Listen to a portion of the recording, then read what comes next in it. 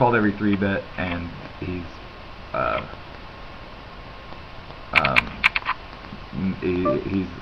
susceptible to calling with weak hands. So basically, I'm going to switch from, since he's opening so many pots, if I play anything, I'm just going to play it straight up in position, especially since he's seen me try to run a bluff now. So that's the adjustment that needs to be made, obviously.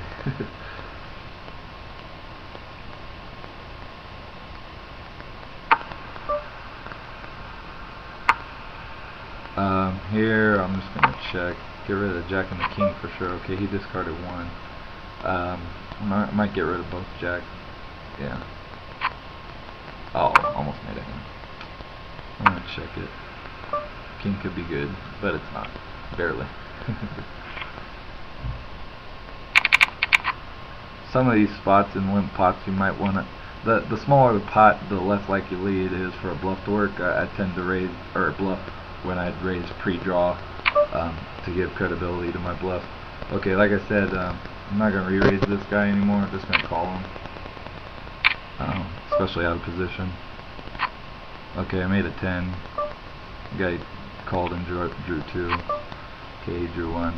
No point in betting this. I'm going to check, see if I can induce a bluff. And I didn't. My hand's good. If someone did bet a really large amount, I might just throw it away.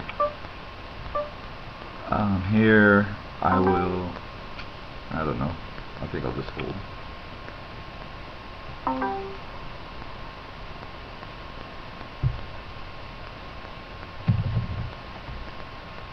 I think I'll just fold there.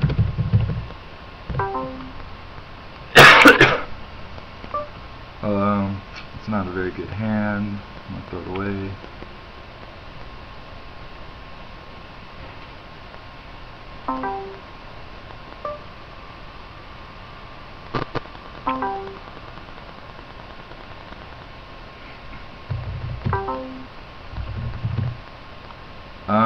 So we should be getting a final table pretty soon here. Yeah, one more player goes out and we're at the... No, wait, how many? 3? Yeah, one more player goes out and we're at the final table. It's funny to call it a final table when I only started with 3 full tables, but that's what it is. Okay, I'm gonna check here. I'm not gonna bluff this guy, like I said earlier. Made an ace. Hopefully he paired up. Could be good. He did pair up. That was nice. Drew 3 cards and won. So he's playing kind of passive, out of position in a small line, which is correct. Again, I'm just gonna call here. I have a decent draw to a 10 again. I mean to a good 10. It's a really strong 10 draw. Made my 10 again.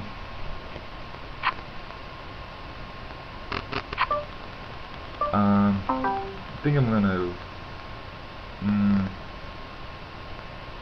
going to check. That's close. Most of the hands that call me here have me beat, so I'm going to check. Yeah, he hasn't been bluffing much in these spots, but I'm going to call.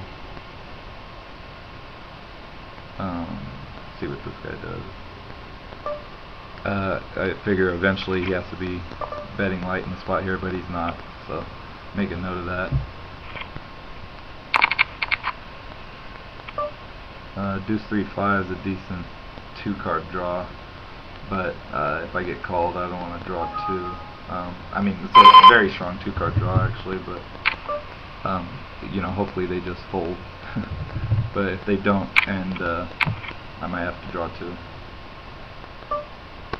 Yeah, definitely against a pat hand I do, so that's unfortunate.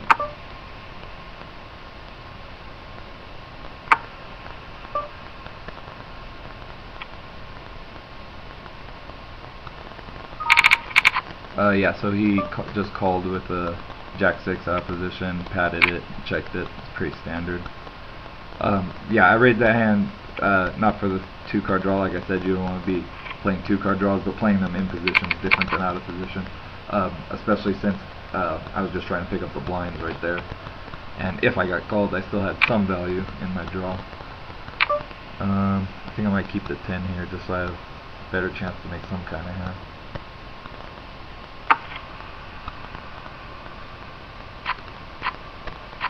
paired my deuce, even discarding the deuce. Knowing that there might be, I mean, a bluff could work here. Yeah, it definitely would have worked. But I drew 3, so I didn't think I had much credibility when I drew 3, which is basically the only reason I didn't bluff there. But I had seen so many cards that I knew a lot of small cards were dead, so I knew that it was a decent spot to bluff. I just didn't. I didn't take it.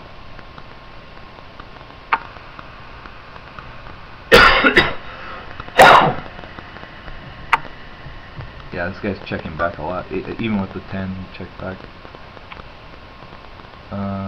Okay, 9, 8, 7. Problem with this hand here is that if I catch a 10 or a 6, is I'm gonna have a straight, so it's not that strong a hand. But raise to take the blinds, and if you happen to make a hand, hope it holds up, etc.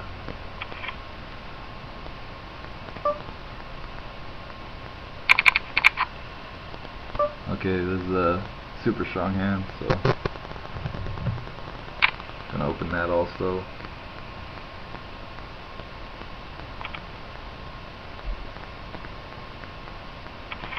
Oh, that's very unfortunate. That's it. No action with my big hand. Oh well. And by big I mean little, because this game is the opposite game.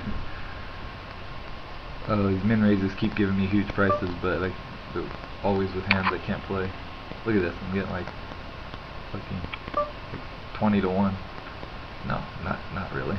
Almost 10 to 1. But I'm not gonna call to draw 4 or whatever.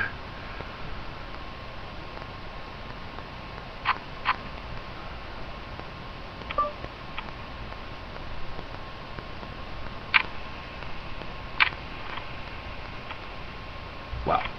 Did he bet that and get called? He must have min betted or something.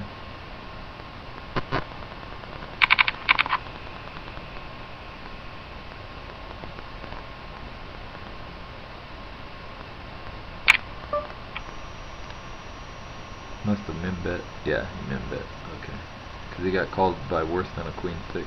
He got called by a pair of 3s. Which I guess getting in that big of a pot, I might call with 3s too, I don't know. But I'd probably rather bluff with it there, because his weak bet on the river says he's making a blocker bet, you know. See, I got a queen here and a super strong 9 drop. I'm gonna 3-bet him here.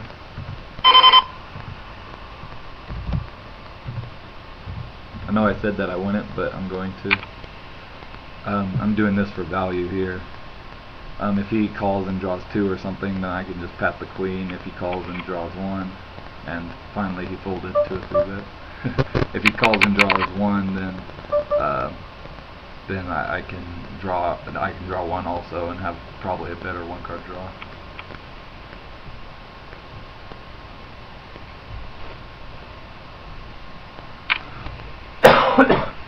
In this game, I generally just